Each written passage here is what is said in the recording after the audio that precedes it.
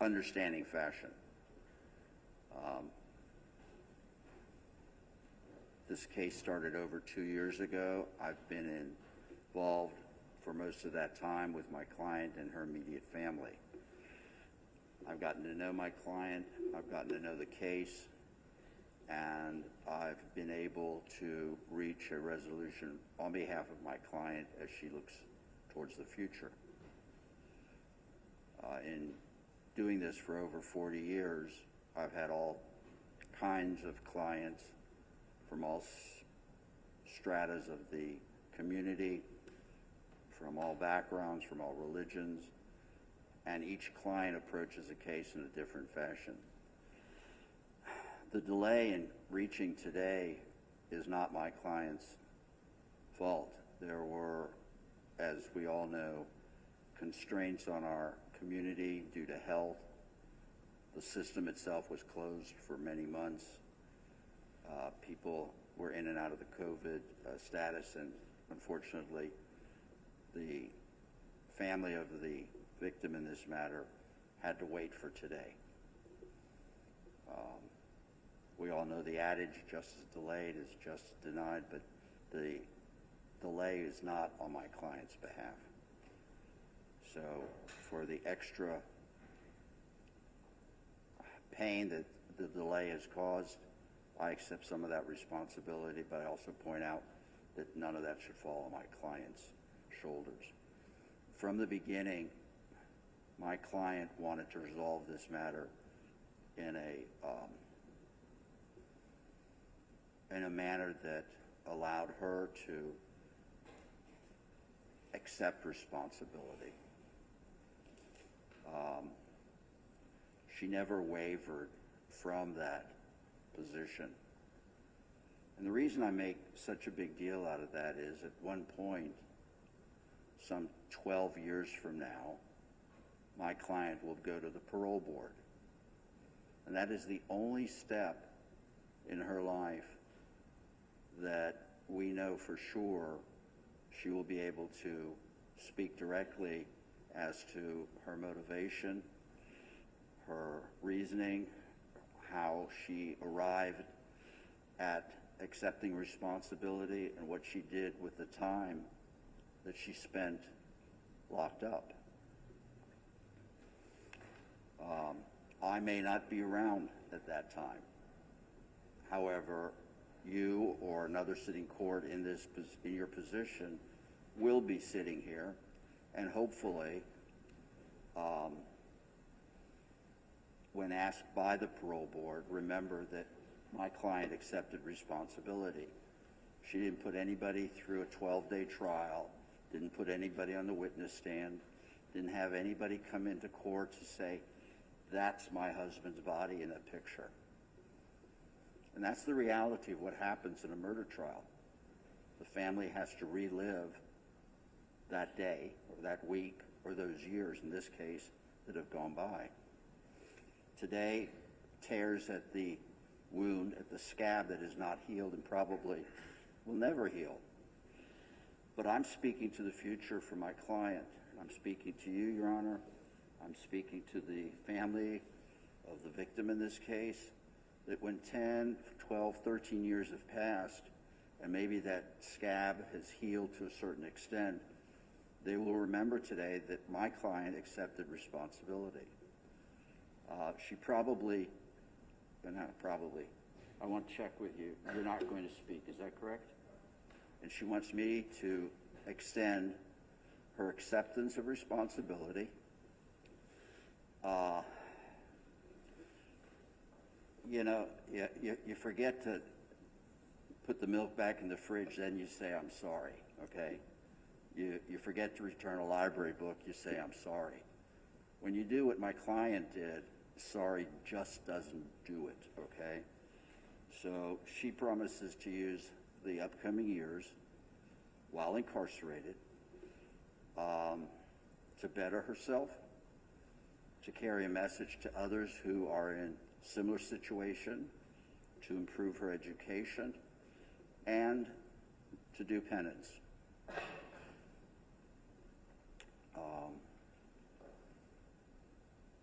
So, Your Honor, we are bound by the statute that we've pled to. The court must sentence my client to 15 years to life. There's no skating around that. And what's important is that the family of the victim in this case needs to know that 6 months from now, I'm not going to pick up a pen and pencil and file a motion for early release, because I can't. And I can't do it in 10 months. I can't do it in 10 years. I can't do it in 15 years. No court has the jurisdiction to release her early.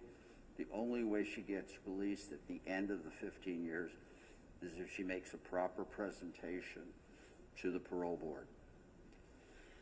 So the community can rest assured that my client will do every day of the sentence that the court hands out today. My client wanted it that way. She wanted to know what the cost of what she did to her father would be paid in a firm, unequivocal fashion. Those days are the days she looks forward to. And I will close by once again thanking the court for your attention. I want to thank my client for being a model client. She's always been a gentle lady under the circumstances. There's never been a word of discord between the two of us. We've been a team, and I appreciate her, and I wish her Godspeed. Thank you, Your Honor. Thank you, Mr. Dawson. Ms. Willis, you don't have to say anything here today if you don't want to. I think your attorneys indicated that you do not intend to. But just to be sure, the court would like to advise you on the record that you have a right to be heard if you would like to. You have a right to allocute. That means to explain the circumstances or express remorse or to provide the court with any other information that you think would be useful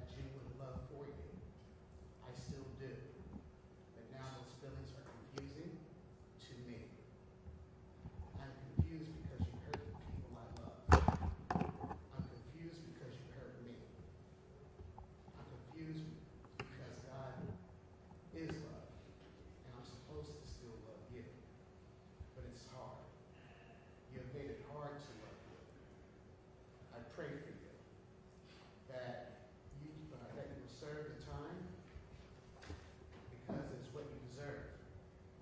I pray for your safety and for your children and your grandchildren and family. I hope that you get and find what you need. I hope you spend your time examining yourself, find that thing inside you that made you do this, and root it out. I pray that you find God and let him comfort and guide you. Seek him. He is never too far away. You will need him for this, what happens next in your chapter in your life. I hope once that you find that you I hope once you do that, you find forgiveness and forgive yourself. Turn this horrible thing into something else. Help someone, and show love and grace to someone. Turn the hurt that you caused into joy for someone. I hope that you can find peace. I can wholeheartedly say that I love you, but if I never see or hear from you again, it will be okay. I wish you well in your journey. Cheers.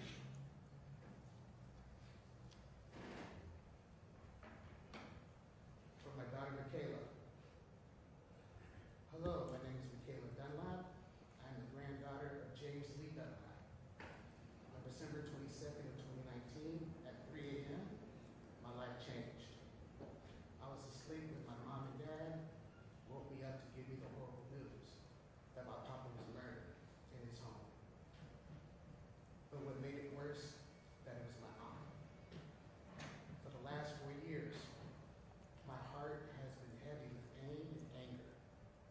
I've always questioned why would someone want to do such a harmful thing to a loving man? What 15-year-old wanted the news of her papa being murdered, her best friend? Liscia, I never got a chance to meet you, but you took away the most precious person in my life. My papa, but also my grandmother's husband and her best friend, the father to her son. I want you to know that you took my father's dad away.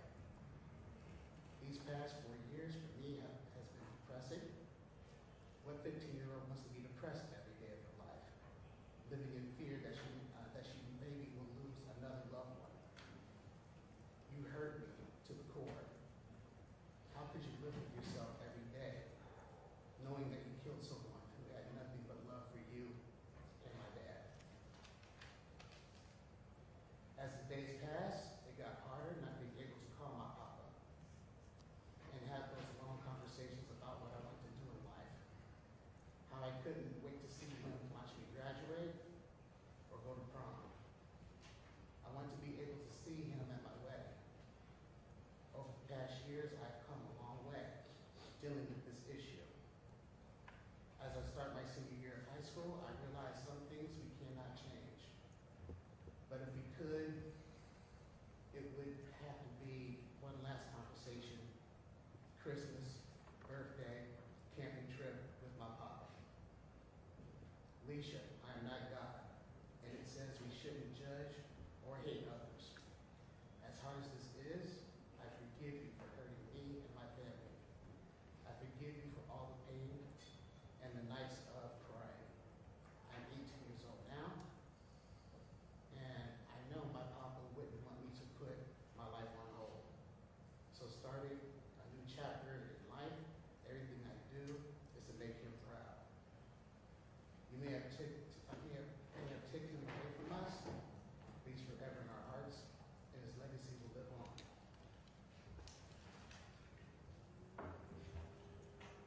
The only thing that I have to say on my behalf is that, again, I do hope that you find peace. I hope that you're able to find that thing in yourself to figure out what to do with your life and the rest of your life. And I do thank you for not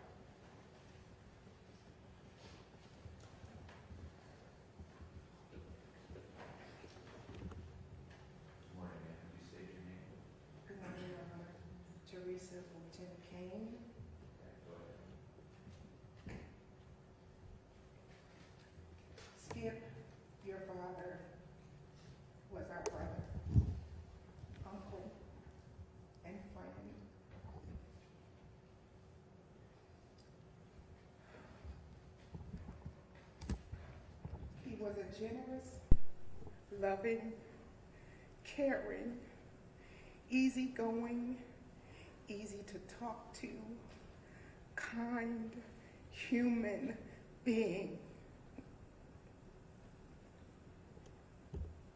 He was generous, loving, caring, easygoing, easy to talk to, kind, human being.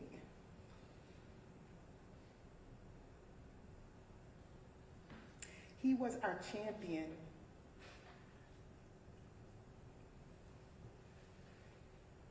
And when you were homeless with nothing, he was there for you too.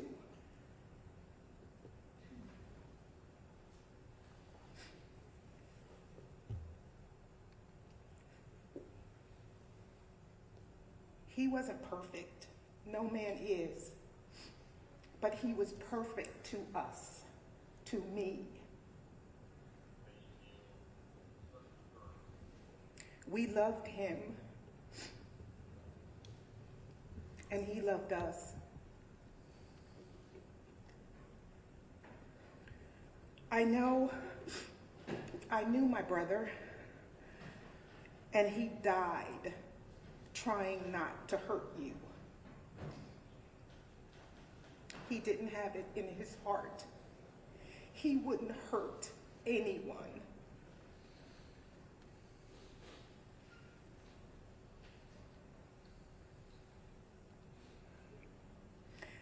As a police officer for many years, he did his job with compassion for the people he served in this community.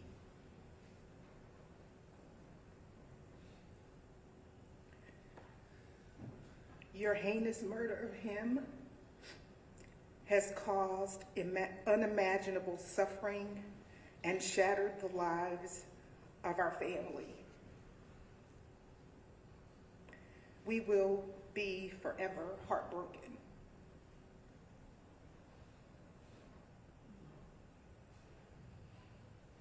He was most cherished by our 95-year-old mother. No parent should have to bury a child.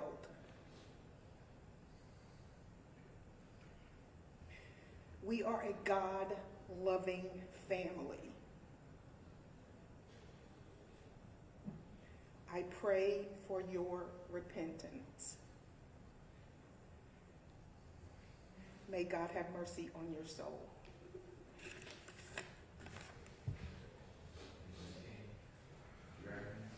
Terry Smith.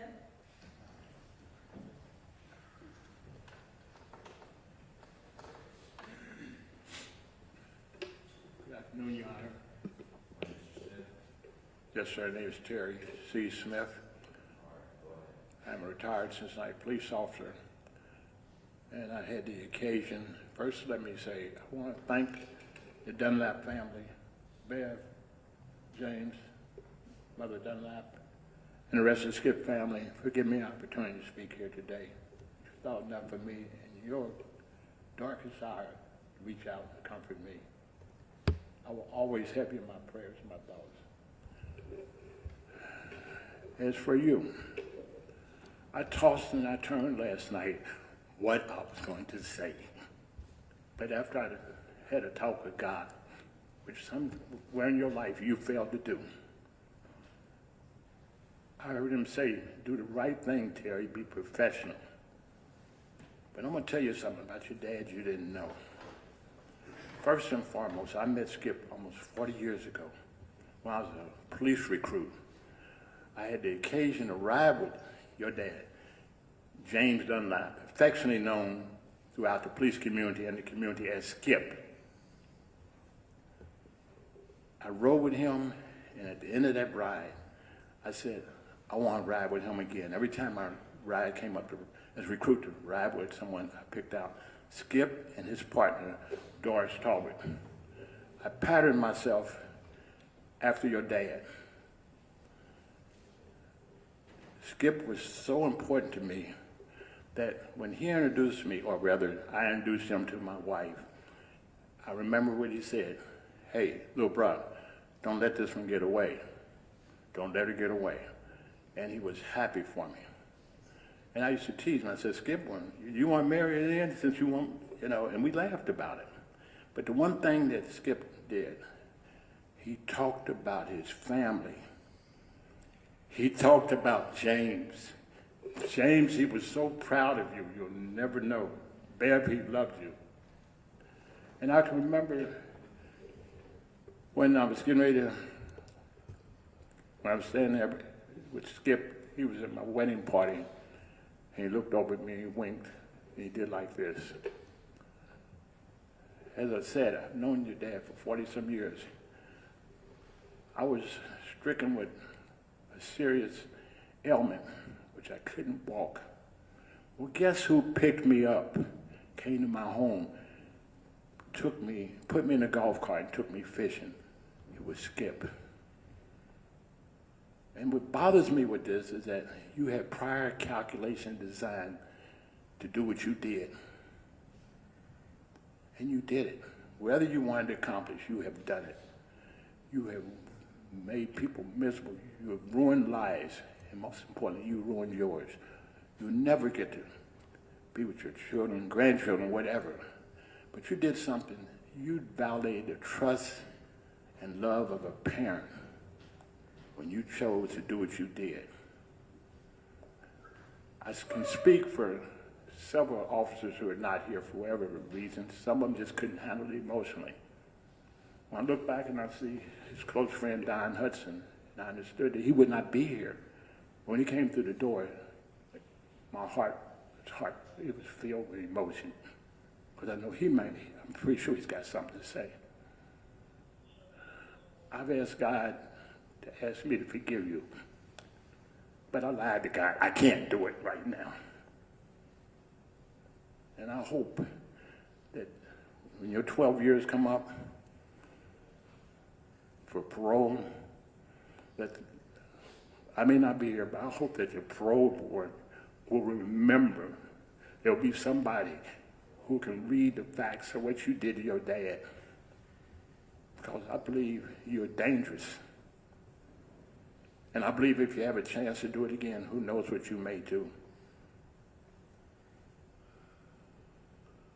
When I spoke with James and he told me what the family wanted to do, we had a long conversation.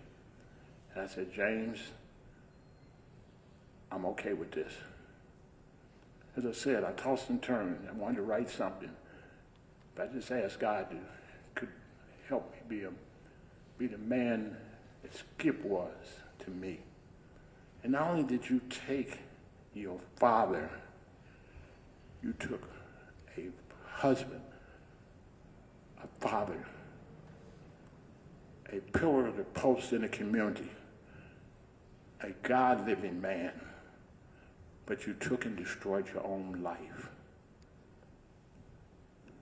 May God have mercy on your soul, and you do every day of those 15 years and then some. Thank you, Honor. Thank you, Dunlop family.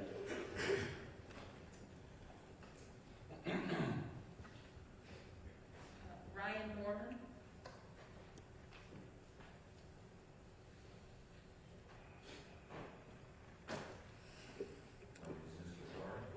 Ryan Norman. One thing I'm noticing that even sitting here, you have no remorse. Absolutely none. I can just see this.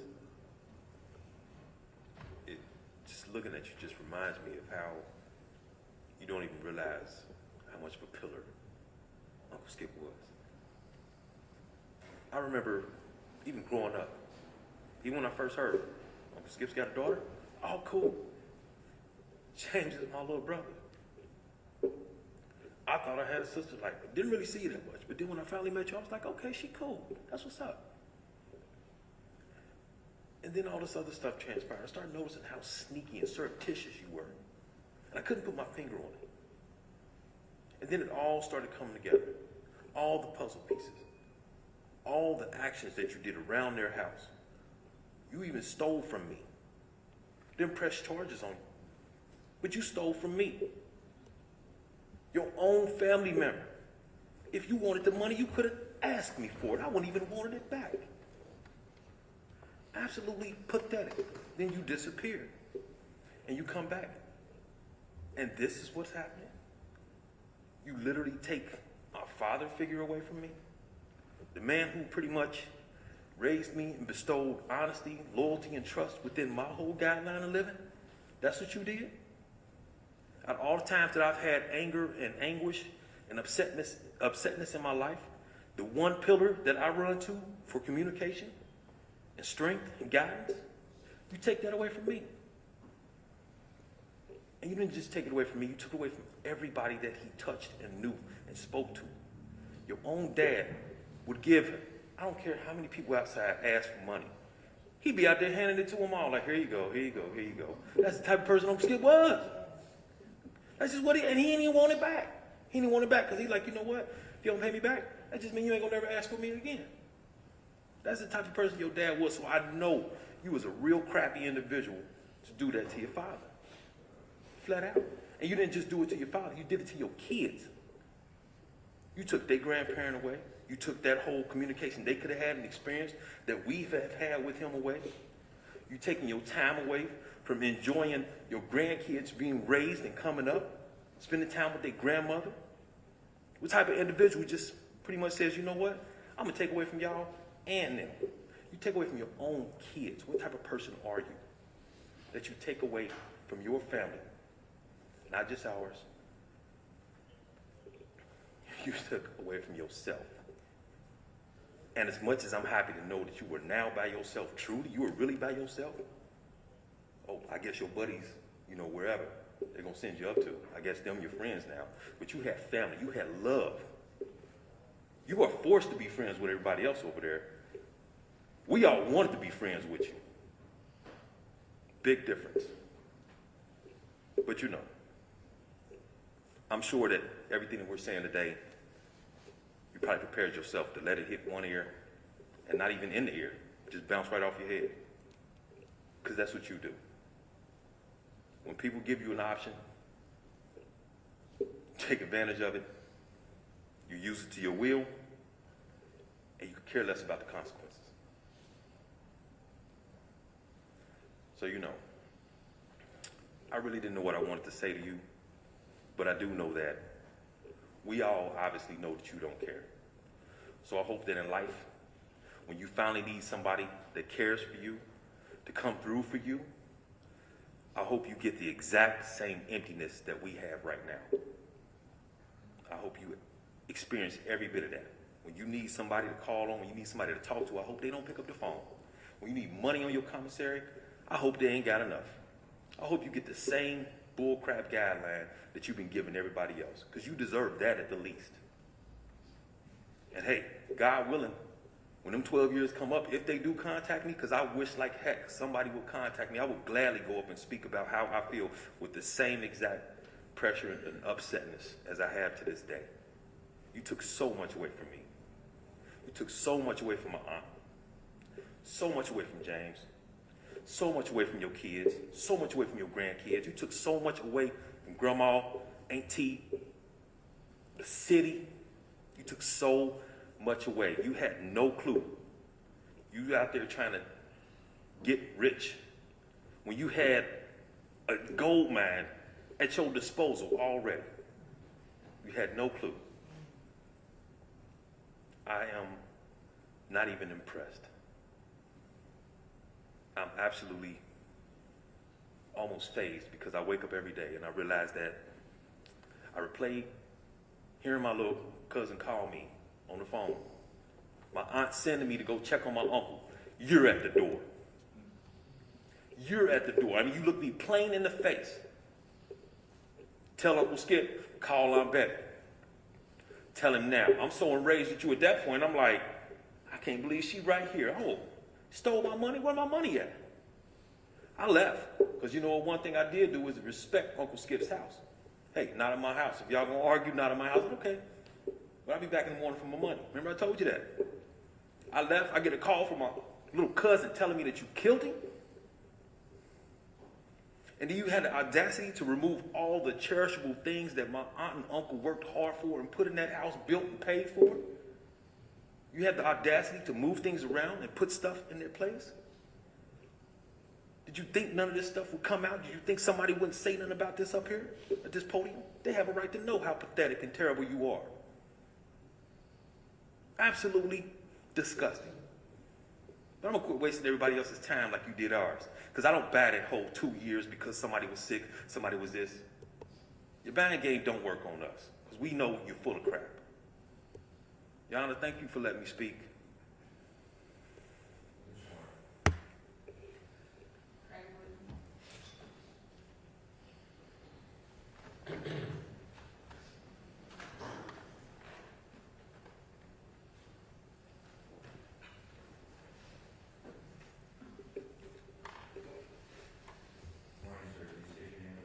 My name is, excuse me. My name is William G. Wooten, and Skipper was my brother. I would like to share a couple of things about my brother. He was well loved by his family and community. He never met a stranger. Skip was well respected and loved. Well, my family called him Skipper. I don't know what everybody else called him, but he's Skipper, you know, like to his fellow officers. He had this contagious laugh, smile, and love to joke. I speak on my family's behalf, and this has been a tremendous loss to us all.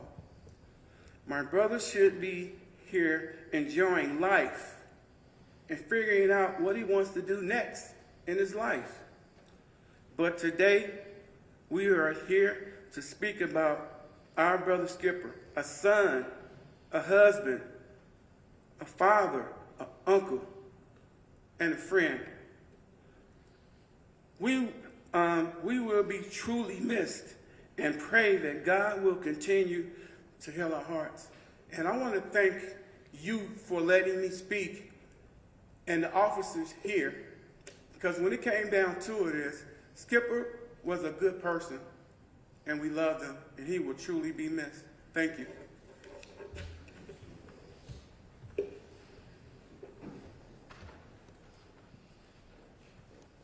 Detective Carmine.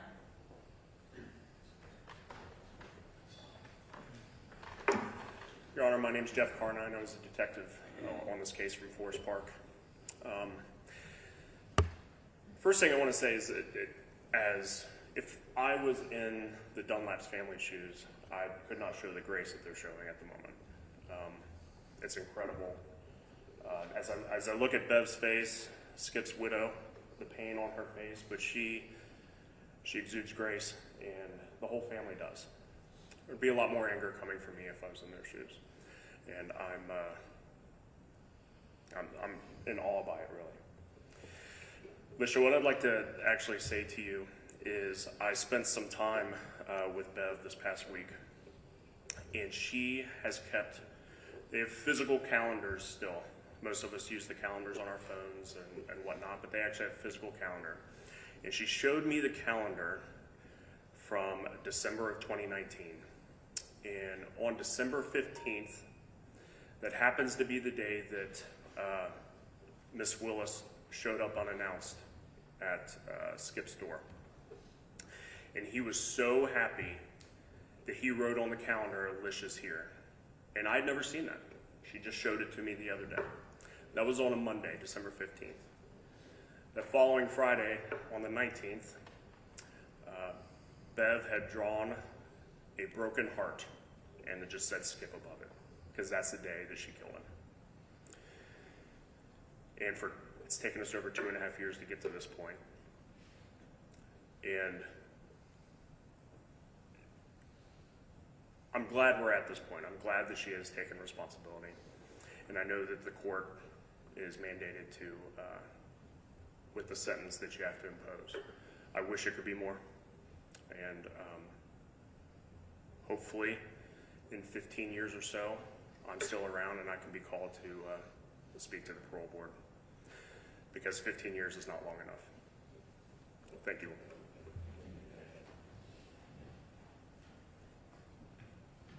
Thank you, Your Honor. And for just in summary from the state, Your Honor, I think you've heard from the family. Obviously, Skip meant so much to them, and she's taken so much away from them.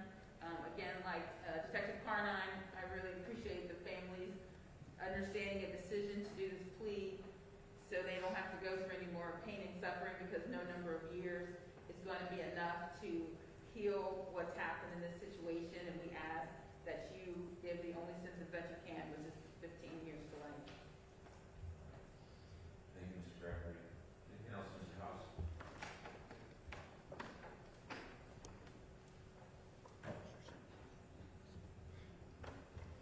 Nothing to add. Thank you, Judge.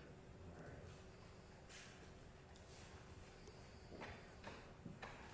Just to make sure the record is complete, Ms. Willis has signed the notice of duty to register as a violent offender, 2903.41. In an abundance of caution, the court has consulted case law, and there is some indication the court should review this form on the record at the sentencing hearing. I know we did that at the plea. However, there is some indication that we should do that at this time, not wanting to have any problems with our sentence for the conviction in this case. The court is going to review this again on the record, so this will take just a few moments. But this is a notice that Ms. Willis signed. Ms. Willis, you recall signing this notice, correct? Yes. This is the notice of duty to register as a violent offender. Go over its provisions. Please follow along. You've been convicted or pleaded guilty to a qualifying violent offender offense as defined in Ohio Revised Code 2903.41. You are required to register in person with the sheriff of the county in which you establish residency within 10 days of coming into that county, or of occupying a dwelling for more than 3 consecutive days in the county, or 14 or more days in a calendar year.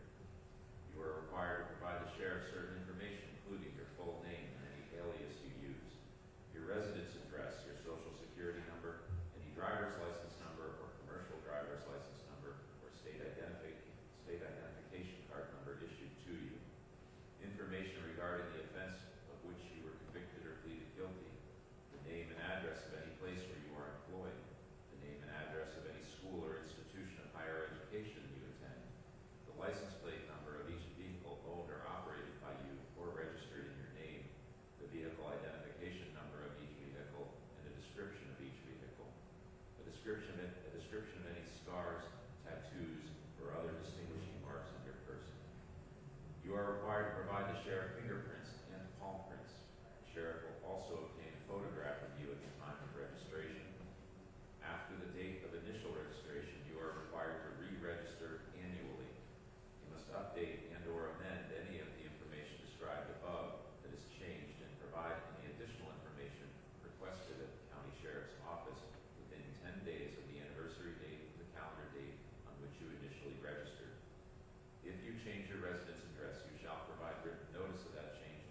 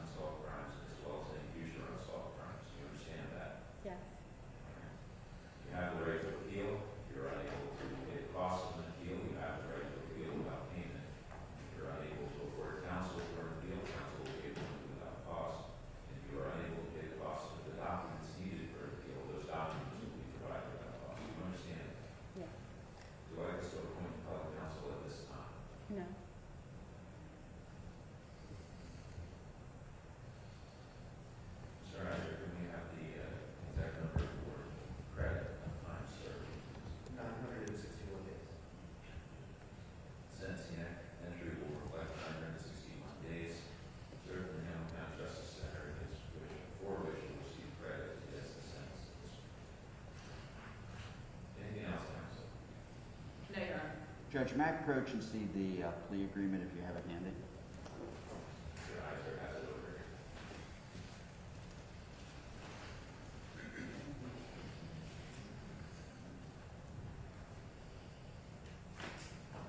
Can we approach that?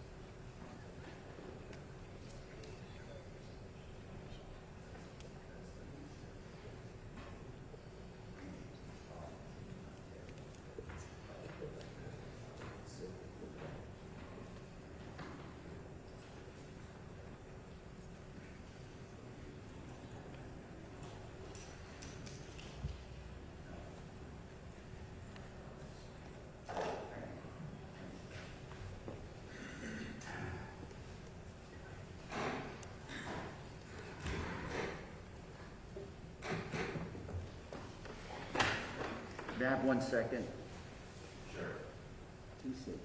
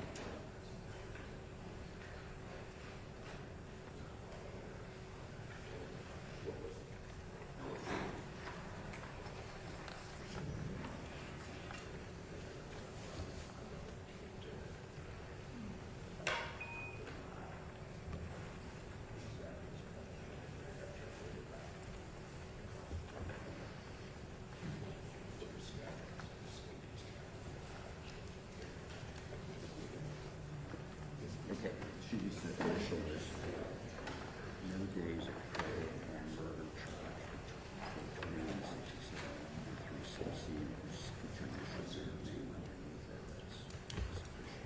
For the right one.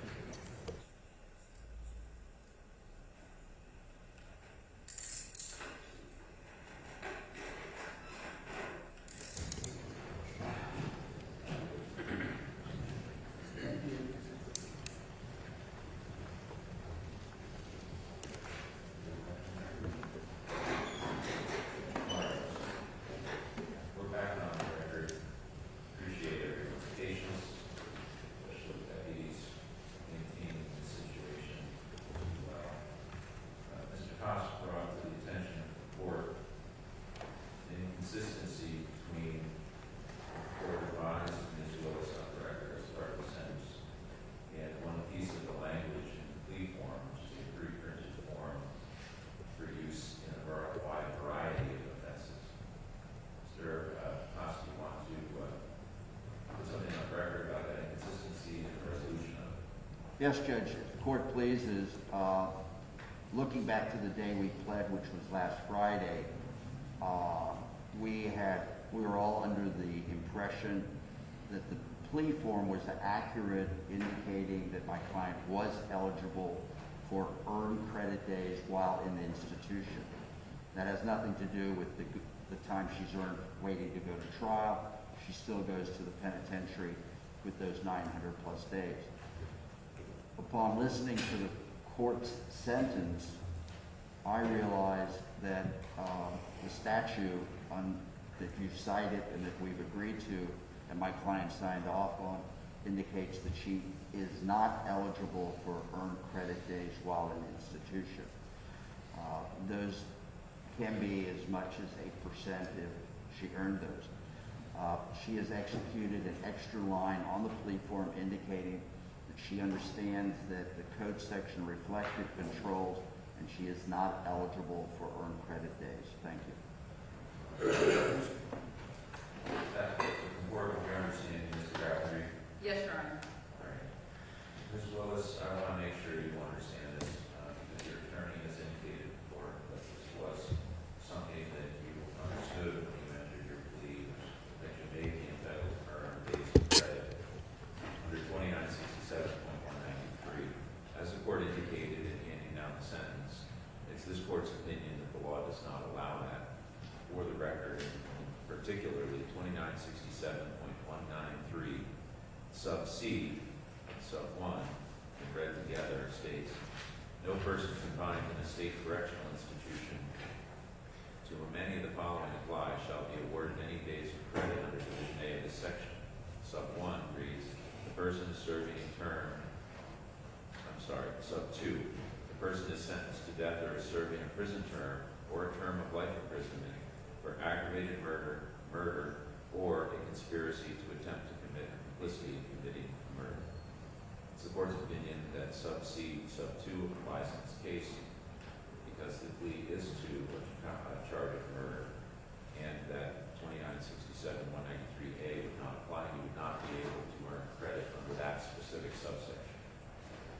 Because that's inconsistent with the first sentence in the third paragraph of the pre-printed plea form, we're doing what we're doing right now, and I understand your attorney has reviewed this with you, and that you understand that you will not be eligible, and that you are agreeable to proceed with that understanding. Is that right? Have you had enough time to think about that before we proceed?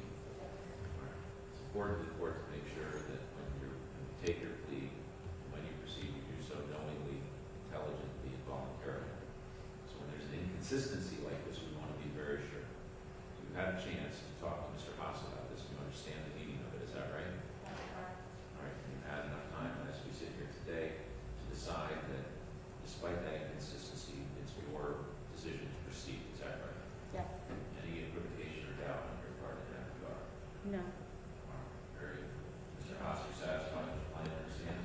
Yes, sir. All right. Very good. Well, then we will proceed in that manner. I have the plea form, initials of Ms. Willis on it, as well as you sign the amendment to the plea form. Is that right? Yes. All right. Very good. We will proceed with the correction. The sentence stands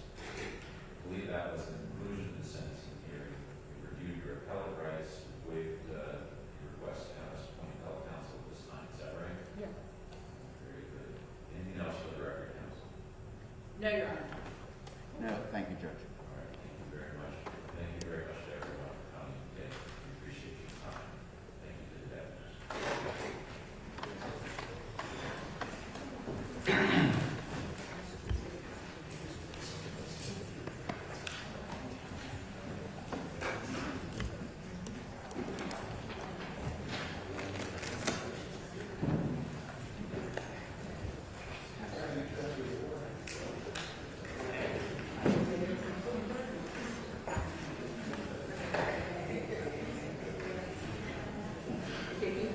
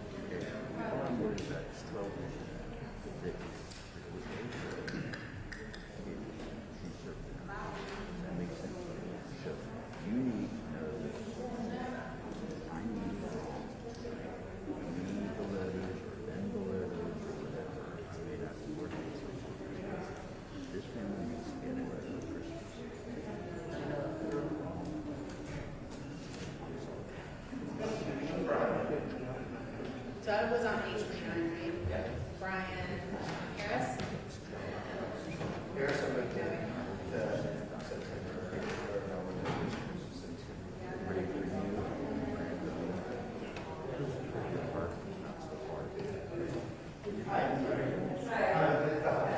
That's the game. What? No. What I'm saying is this, the board has a document. If somebody comes to them at age 25, 35, they'll flip them. Okay? But at age 62, But all dogs are the same. medical center at like instead of $60,000 a year, $300,000 a year. Okay, so that's kind of the thing that I'm looking for. And look, September 8th up here. you're young. You can help. You can send me a card and say, "Mom, you get the rest of the card." Dad and son, sounds like a chill guy. Being here, we can find out. Okay. All right, see you later. Who are you with? Oh, we didn't give you much to go with, huh? Well, let me make sure. When does something like that air? I think it's 300 sites, so What's it called? Yep, I'm done. Could you send me a copy of that? I'll check to see if I can. All right, what is it called? Law&Crime TV. Law and Crime TV.